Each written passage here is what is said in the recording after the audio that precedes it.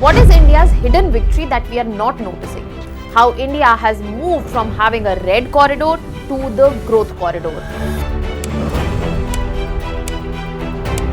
And what did India do to bring an end to Naxalism in our country? For over 5 decades, Naxalism has been India's one of the most persistent internal security challenges. But the story today is changing. India is finally winning the war against Naxalism and the red corridor is moving towards becoming a growth corridor.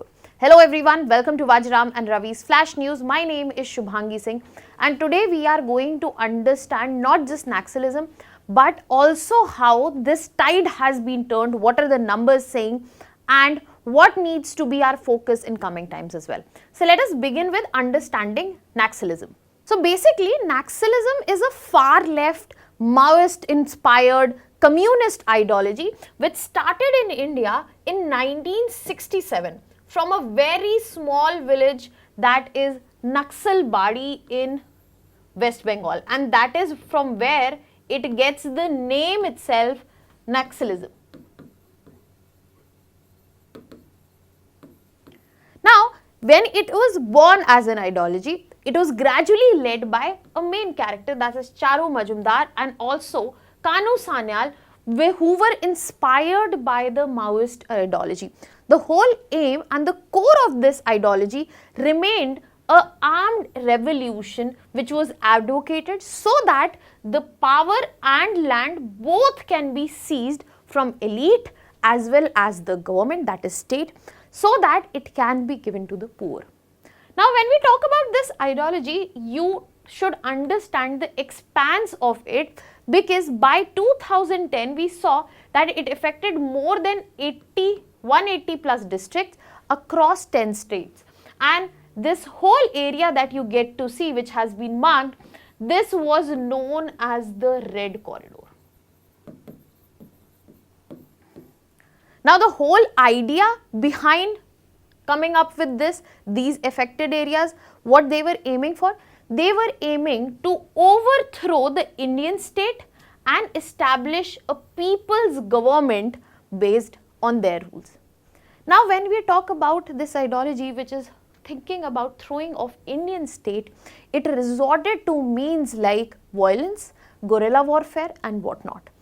And when you see today's numbers, you will realize that this whole red corridor has gradually diminished, and we need to understand that how it has been done and what needs to be done further in this very scenario. Now, when we are talking about the change time, let us understand the timeline also. So, when we talk about 2004 to 2010, we saw the peak years of Naxalism as an ideology which was functional and existent. So, Naxal outfits were unidentified and they remained under the name CPI Maoist in 2004, and in 2000 we saw peak of it with more than 2000 incidents, more than 1000 deaths, and we had multiple affected states, be it Chhattisgarh, be it Odisha, be it Jharkhand, Bihar, Madhya Pradesh, Andhra Pradesh, all of them. But gradually, when we come to the later years, we have seen the tide turning, the incidents diminishing down. For example, if we compare to 2010 to 2023, you will see a sharp decline of more than 80%. In terms of deaths, decline is more than 90%. Maoist affected areas, then we see 53% decline, and total affected areas remain less than 70 as of now, that is a 69% decline.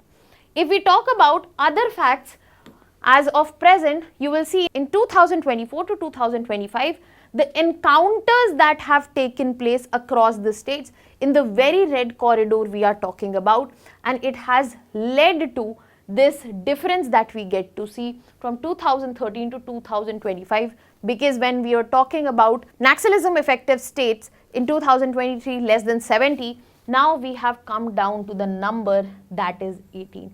So, this clearly shows that there has been continuous work against this so that this can be addressed, because this was a big internal security challenge, not only affecting those districts but also hindering their growth.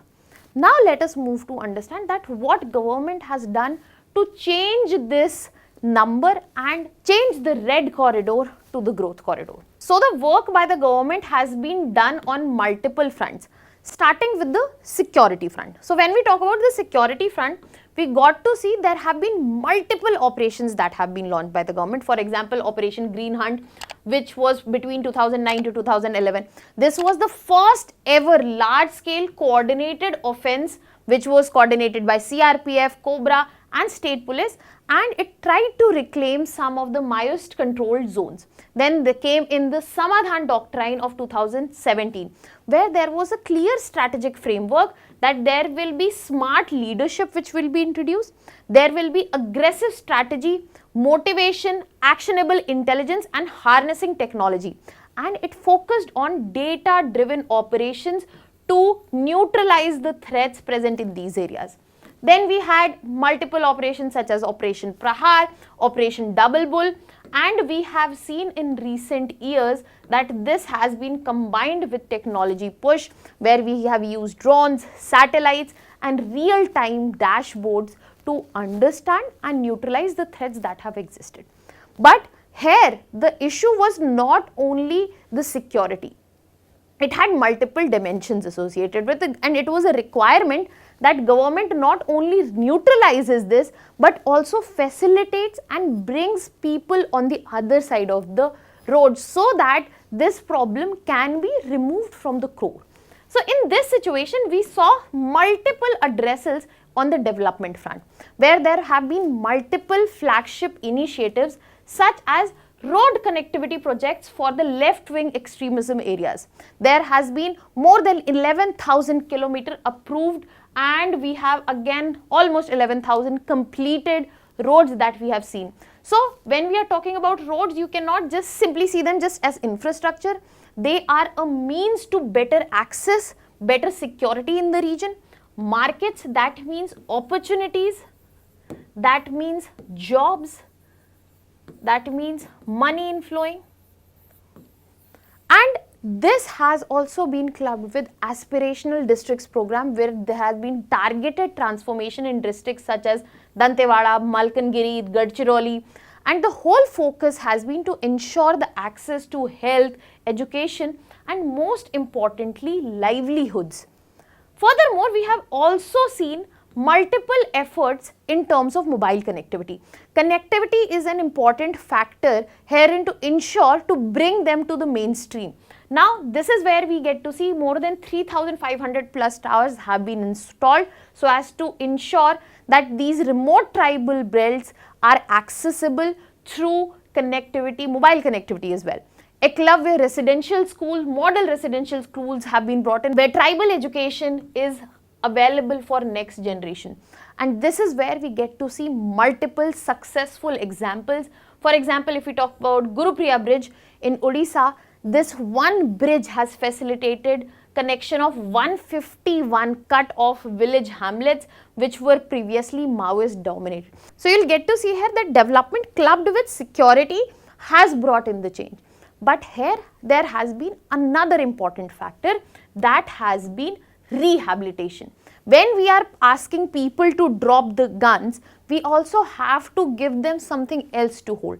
So this is also where the government has tirelessly worked, where we have seen multiple rehabilitation policies so that the surrendered Naxalites have been offered grants, incentive, proper vocational training so that they have a livelihood, and as a result we have seen more than 9,000 surrenders since 2018.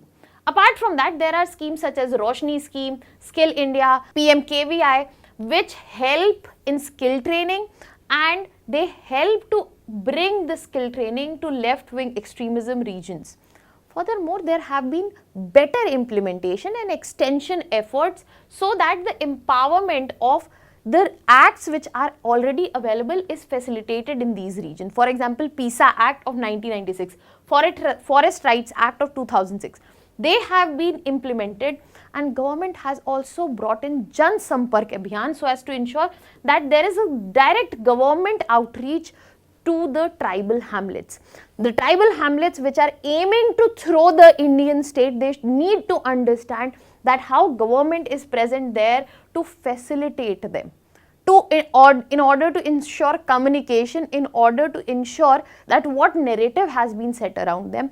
This multi-pronged approach has been used by the government. However, we can count on the achievements we have, which are immense, where we have seen violence being dropped by 90%, red corridor has extremely shrunk, and the voter turnout as well as the governance has been restored in these areas. But there are certain challenges which still persist till date. For example, there is still residual resistance in certain areas such as Abuj-Mad region. There is socio-economic grievances, for example, there are land rights, mining displacement, mining objections, which need to be very delicately addressed, and most importantly, the human rights vigilance when we are talking about security operations themselves. So this highlights that the road ahead is still complicated. It needs to be navigated with a proper balance between security and development as well as rehabilitation.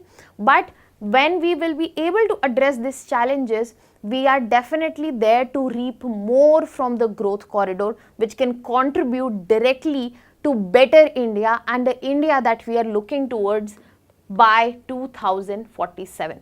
So the future focus needs to shift towards sustained development delivery, ensuring that there is integration of surrendered cadres, there is technology driven policing, there is strengthened local level institution, Panchayati Raj institutions, so as to ensure that the achievement that we are talking is actually delivering to the people who have been affected by it as well.